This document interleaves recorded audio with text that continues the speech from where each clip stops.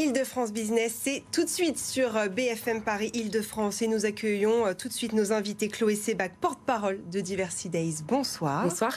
Et vous êtes accompagné de Damien Combré-Desblacel, directeur délégué Impact et Héritage pour Paris 2024. Bonsoir à tous les deux. Bonsoir. Vous allez nous expliquer dans un instant effectivement en quoi est-ce que vous êtes impacté en tout cas pour les JO de 2024 à Paris.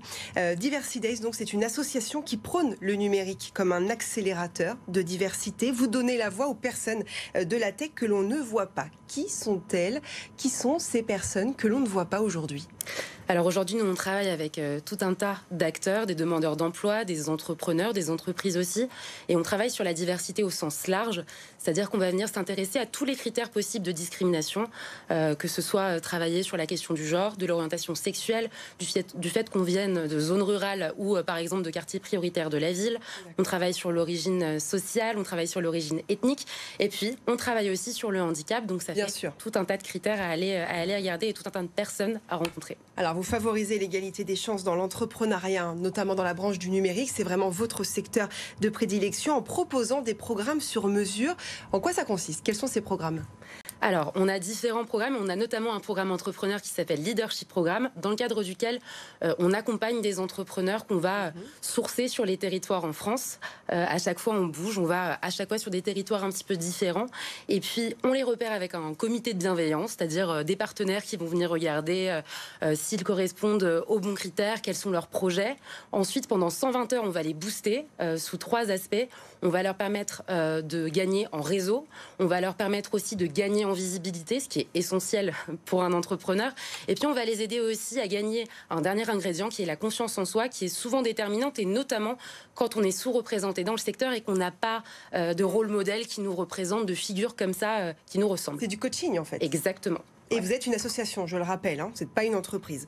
En France et en Île-de-France notamment, parce qu'on s'intéresse surtout à notre région, est-ce qu'il est difficile quand on fait partie de minorités? Je pense notamment aux personnes porteuses de handicap. Est-ce que c'est difficile de travailler, de trouver un emploi, notamment dans la tech ou dans le numérique? Alors, on voit déjà qu'il y a une question sur l'appétence. Par exemple, aujourd'hui, il y a 46% des Français qui envisagent de se reconvertir vers les métiers du numérique. Pourtant, quand on regarde l'appétence des demandeurs d'emploi en situation de handicap, eh bien, pour eux, c'est tout de suite beaucoup plus compliqué. Seuls 7% envisagent le numérique comme étant une potentielle reconversion. Donc, on voit déjà cet écart quand il s'agit d'être salarié, mais alors quand il s'agit de monter sa boîte, ça va encore plus loin. C'est effectivement un peu plus compliqué. Je me tourne vers vous, Damien Combré-Desblacel, puisque vous êtes directeur délégué Impact et Héritage pour 2024. Alors, Diversity Days vient d'être labellisé Impact 2024 par le comité des JO pour son programme d'accompagnement des entrepreneurs Diversity Days. Qu'est-ce que ça veut dire concrètement? Ça veut dire qu'on profite des Jeux qui sont le plus grand événement au monde, les Jeux olympiques et paralympiques, pour créer un élan. On ne se contente pas d'avoir un événement qui passe et qui s'en va.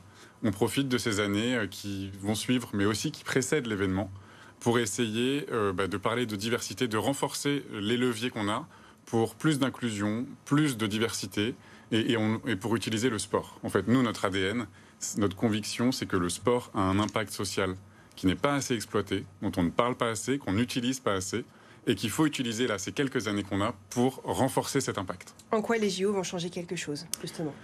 Alors, schématiquement, de 3 façons. D'abord, en montrant que c'est possible, en se l'appliquant à nous-mêmes, dans notre façon d'être employeur, acheteur, avec tous les prestataires qu'on a, avec les clauses sociales qu'on met dans nos marchés, avec la façon de construire toute notre stratégie d'achat. On encourage tout l'écosystème qui nous entoure et qui veut se connecter à l'événement à changer ses pratiques. Deuxièmement, par des symboles. C'est l'événement le plus médiatique au monde. On a une équipe de France unie, un slogan unique, une équipe de France unique, pardon, et puis un événement, une ambition unique. C'est-à-dire que c'est pas une version dégradée, les Jeux paralympiques, c'est un événement majeur qu'on va sublimer. Et puis enfin, en bâtissant un héritage. Avant et après, on utilise cette envie de faire ensemble, de réussir ensemble, de montrer que la France, la région Île-de-France peut faire quelque chose de magnifique pour fédérer un écosystème et amener du sport là où on en manque, construire cet héritage pour montrer que le sport, c'est important pour la santé. On a un problème de sédentarité majeur, pour la réussite éducative et pour l'inclusion, avec des projets qu'on labellise, comme Diversity Days, comme le programme que vous portez, et puis des programmes qu'on soutient. On a 30 millions de soutiens qui ont été apportés par nous. En fait, il y en a 11 millions qui viennent de chez nous, et ça, c'est une première pour un comité d'organisation.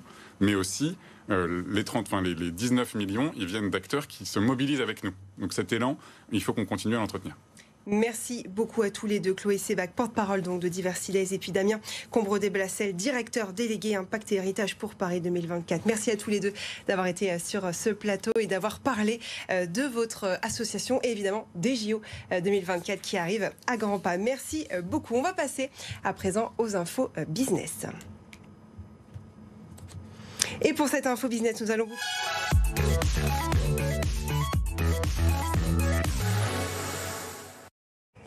Et pour cette info business, nous allons vous parler de Mobiville. C'est un site internet qui regroupe Pôle emploi et Action Logement. Il s'agit d'un outil ouvert à tous et gratuit qui permet d'accompagner les candidats à la mobilité géographique et professionnelle. Trouver un emploi et la ville qui va avec, c'est justement le leitmotiv de ce site internet. Après avoir rentré le métier recherché et la ville où vous désirez vivre, eh bien, vous obtenez des offres issues du fichier Pôle emploi. Et puis l'info mobilité à présent. Attention à ceux qui empruntent la ligne 11 du métro. Dans le cadre du prolongement de la ligne et des essais de nouvelles rames, eh bien, la circulation est totalement interrompue les mardis, mercredis et jeudis soirs à partir de 22h. Et ce, jusqu'au 28 septembre 2023. Il faudra tout de même être patient. Et puis, Île-de-France bouge ce soir. Nous allons vous présenter l'association du beurre dans les épinards qui distribue des paniers de produits de première nécessité aux étudiants qui sont dans le besoin. Et Dieu sait qu'ils sont nombreux. Des repas cuisinés d'avril à juin 2020. Pendant la crise du Covid 2019, l'association a réceptionné chaque jour 150 repas confectionnés généreusement par des chefs parisiens membres du mouvement Réfectorio Paris. Grâce à l'aide des bénévoles, eh bien, ils les ont distribués aux étudiants qui étaient dans le besoin dans les cités universitaires d'Île-de-France. Ils proposent aussi des colis secs. Depuis mars 2020, l'association collecte auprès d'entreprises de nombreux produits de première nécessité. Ils constituent, grâce aux bénévoles, des colis qu'ils distribuent aux étudiants qui ont besoin d'un coup de pouce. Bonsoir l'Île-de-France. Alors l'association du beurre dans leurs épinards a été créée en avril 2020 pendant le premier confinement par 4 entreprises, Job Teaser, Article 1, l'étudiant et Student Pop. Nous confectionnons et nous distribuons des colis alimentaires et de première nécessité aux étudiants qui en ont besoin. Nos distributions ont lieu à Paris et en Île-de-France dans certaines résidences universitaires. Si vous souhaitez nous aider, vous pouvez faire un don financier à l'association ou venir faire du bénévolat. Vous pouvez aussi solliciter votre entreprise pour un don financier, un don en nature ou du team building. Toutes nos informations sont sur notre page Instagram. Merci beaucoup et à bientôt. Et voilà, Île-de-France Business, c'est terminé, mais restez avec nous. Effectivement, vous pouvez également retrouver notre interview et toutes ces informations sur la plateforme RMC BFM Play.